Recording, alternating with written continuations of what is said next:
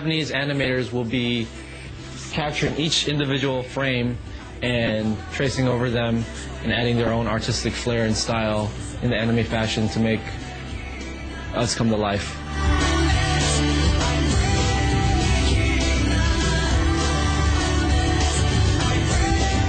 Also, what we're doing is we're putting together storyboards in the form of what's called an animatic, and that's basically the music video as storyboards put together so we can map out the timings and edits when things are going to happen, and that is going to be one of the blueprints. The pre-production process of the video was extremely important because it created the foundation of what we were going to do in this video, how things were going to look, the tone of everything, what the story was going to be, what was going to happen in each frame at what specific point.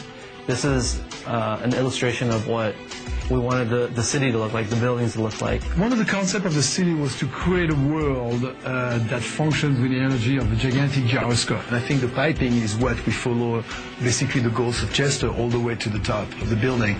Those pipes go in and out the structure, in and out the apartment.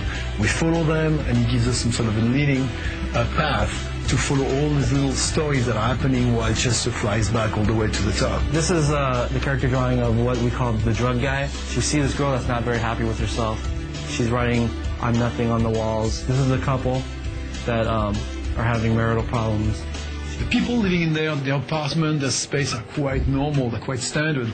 And it's actually only when you widen up the shots at the end and you see the city, you realize it's quite a weird city, it's quite a strange world. In the middle of the video, things start going backwards. What it shows there is the motivations behind the characters and why they're in these situations and why they're feeling a certain way. I think Joe was really interested in keeping the characters very real, not having too much fantasy on the character, but rather grounding them very strongly so people can relate to them. Chester screaming out the words, of the lyric, "I'm breaking the habit tonight," was basically saying, okay, I'm going to do something to change my life.